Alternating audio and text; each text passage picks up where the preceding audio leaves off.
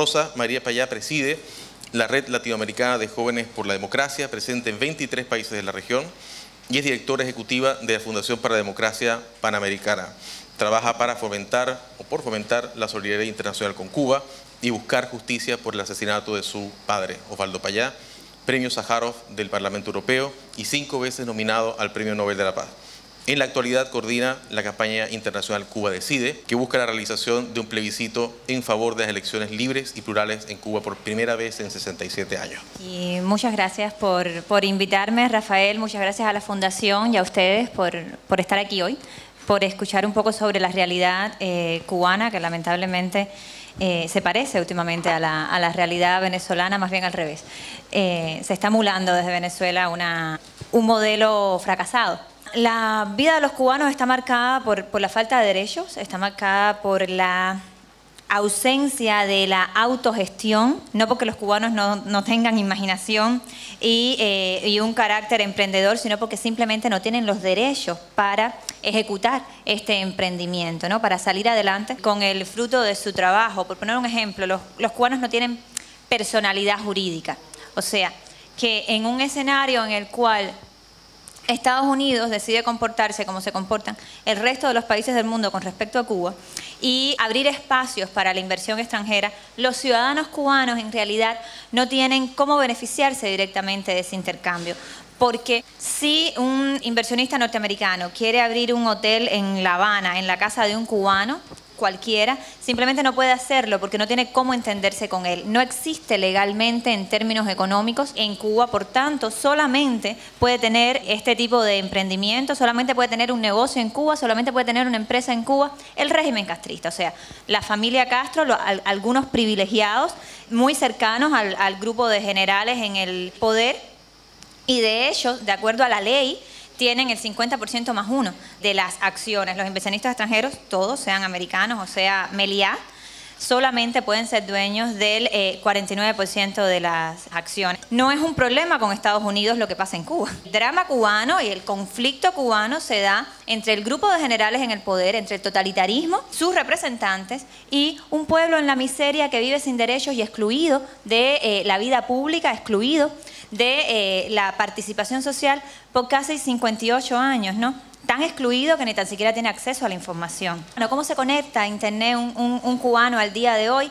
Es, por ejemplo, imposible, no existe el servicio en Cuba mediante el cual en una casa de familia pueda contratarse una cuenta de Internet.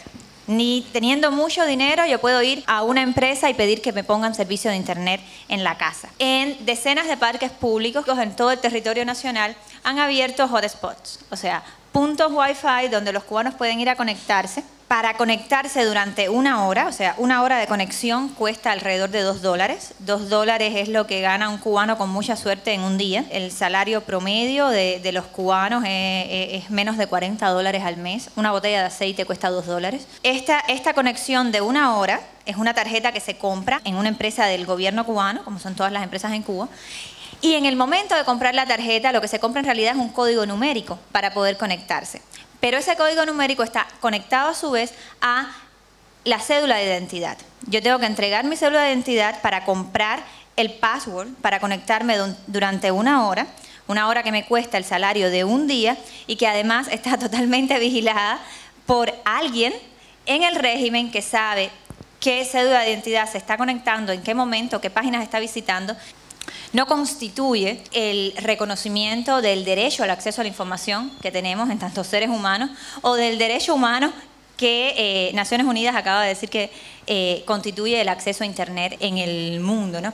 Esta es la vida de los cubanos, ¿no? Simplemente no tienes las riendas de tu propia vida, ¿no? No puedes tomar decisiones trascendentes que pueden ir desde el tipo de educación que reciben tus hijos hasta el centro de trabajo al que irás a laborar cuando termines la universidad, los que tienen la suerte de ir a la universidad o cuando termines tus estudios, porque como los estudios en Cuba son públicos, es decir, como los cubanos no tienen que pagar directamente por la educación, pagan de manera indirecta, ya les conté cuál es el sueldo promedio de un profesional cubano, entonces el Estado, el régimen, se instituye como el gran donante, como el gran abastecedor de educación y de salud, aunque ambos sistemas estén colapsados, y por tanto vas a ir a trabajar allí donde ese régimen lo necesite o donde ese régimen determine.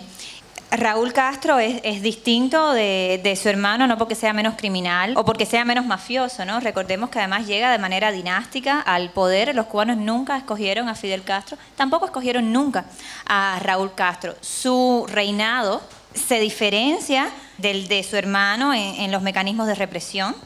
Es decir, ellos no decidieron matar a mi padre hasta que Raúl Castro llegó al poder, por ejemplo. También en un intento por presentarse a la comunidad internacional como eso, como el reformista. Ahora recordemos que hay muchos modelos alternativos a seguir. ¿Alternativos a qué? Alternativos a la democracia, alternativos al Estado de Derecho. Y muchos modelos que están siendo implementados ahora mismo en el planeta, ¿no? Ahí está China, ahí está Rusia, ahí está Uzbekistán, ahí está el desastre venezolano. Mi percepción es que el totalitarismo comunista es adoptado por estos generales criminales simplemente desde el punto de vista de la conveniencia política, ¿no?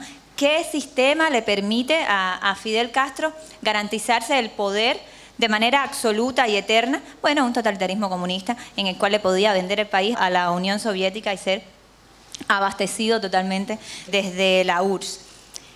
¿Qué sistema le va a permitir a Raúl Castro y a sus herederos, o piensan ellos que les va a permitir mantener sus privilegios y mantenerse en el poder? Bueno, quizás pueda ser ir un poco más en la dirección de un Estado corporativo militar en el cual, de todas maneras, no garanticen o no reconozcan los derechos humanos. ¿Por qué?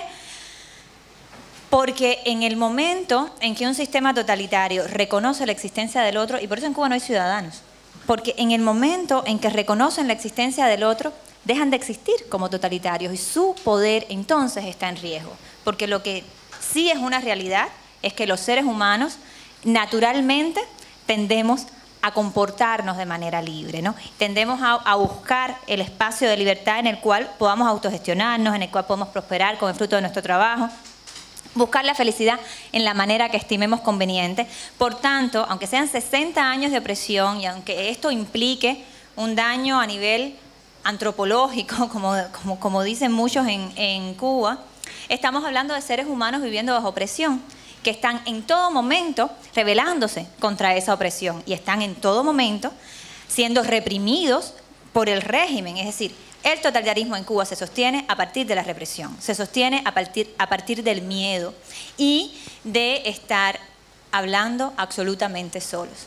Es muy importante la presión internacional, por eso es tan importante que se pronuncien desde los gobiernos, por eso es tan importante que la señora Bachelet tome partido de una vez y por todas con respecto al drama cubano, que nos diga si está a favor del derecho a decidir de los cubanos, si está a favor de la realización de un plebiscito en Cuba, y así suceda también en el resto de las democracias. Tiene que ver con apoyar a los que son los oprimidos en esta historia, que son los cubanos. Se ha logrado un viraje en unas zonas de nuestra región que parecían en control total del Foro de Sao Paulo y que ahora parecen países democráticos, con gobiernos que no pertenecen al Foro y por tanto no tienen la pretensión de instaurar el socialismo del siglo XXI que sabemos los trastornos que ha traído en la región. En 1990, cuando estaba colapsada la Unión Soviética y por tanto se cortaba el abastecimiento que tenía el régimen cubano y que le permitía sobrevivir y que le permitía además infiltrar al resto de la región, que le permitía entrenar a los movimientos guerrilleros, que le permitía adentrarse en los movimientos sociales latinoamericanos, infiltrarse de la manera que está infiltrado al día de hoy. En ese momento a Fidel Castro no se le ocurrió otra cosa que, junto con Lula da Silva, crear el Foro de Sao Paulo, que es, como ustedes conocen, una plataforma de partidos políticos de izquierda, algunos de ellos muy respetables, otros de ellos movimientos guerrilleros, ¿no? Como puede ser la FARC o como pudo ser el FMLN, ¿no? Desde esta plataforma se ayudó a llegar al poder a Hugo Chávez y desde 1998, con los recursos del pueblo venezolano, comenzó una ofensiva que conllevó a que hace 2 años, cuando uno miraba el mapa de América Latina, no solamente estuvieran en su mayoría partidos del Foro de Sao Paulo en el poder, sino que esto se tradujera en un elevado nivel de impunidad para estos regímenes en toda la región y especialmente para el gobierno cubano. Esa situación ha cambiado un poco en los últimos años, pero eso no significa que el nivel de coordinación de estas entidades no siga siendo un hecho, ¿no? La última reunión fue en Managua en enero de 2017, ¿no? Y constituye una amenaza a la estabilidad democrática de la región. Definitivamente el abastecimiento que viene desde Venezuela se está cortando, se acabaron los recursos del pueblo venezolano, porque eso hacen los regímenes autoritarios, eso hacen, pero el elemento económico no es el único y en mi opinión no es el determinante en el sentido de un cambio hacia la democracia. Lo vemos en China y lo vimos en Cuba en 1990, ¿no? En Cuba el hambre ha sido una realidad por muchísimos años, ¿no? Pero ha habido momentos de colapso casi total, ¿no? Y ese momento fue los 90 en Cuba, donde de hecho hubo explosiones sociales por la falta de alimentos, por las necesidades más básicas, que se mantienen hasta hoy, no tan críticas, aunque muy críticas con respecto al resto de América Latina. Y el gobierno respondió con violencia, y el gobierno respondió con un éxodo masivo, abriendo las fronteras, y el régimen fue capaz de sobrevivir a esa situación económica. ¿Por qué? Porque la economía cubana y la economía del régimen no se puede juzgar como se juzga la economía de cualquier país libre. Es decir, la manera en la que sobrevive la familia Castro puede ser desde a partir del tráfico de armas con Norcorea o la venta de diamantes en África, ¿no? ¿Quién sabe cómo pueden sostenerse? Se ha documentado este tipo de ejemplos que yo estoy dando, pero en cualquier caso no es una economía transparente, no es a partir del análisis de los números de la economía cubana que vamos a saber cuán bien o cuán mal está la familia Castro. Y ellos gobiernan el país como su finca personal y como tal se comportan, ¿no? Como tal son consecuentes, y eso tiene que ver con la pregunta sobre la diferencia entre Raúl y Fidel Castro, ¿no? Y en ese sentido no es sustantiva, porque simplemente se trata de mantenerse en el poder y mantener los privilegios haciendo lo que sea que haya que hacer y comportándose como una mafia en el poder, porque la barrera la pone el régimen, la pone las leyes del régimen. La administración Trump, como el resto de las administraciones democráticas del mundo, deberían, y nuestra petición es la misma que para la señora Bachelet, es que tomen partido por el pueblo cubano, que el engagement sea con el pueblo cubano, que la mano amiga sea extendida realmente a la ciudadanía. Y para eso, la herramienta que nosotros estamos impulsando es la realización de un plebiscito, y es prácticamente la única herramienta que puede garantizar la oportunidad de participación para todos los cubanos en un escenario donde legalmente está absolutamente todo cerrado y en un ambiente que no permite el disenso, que no permite la expresión alternativa.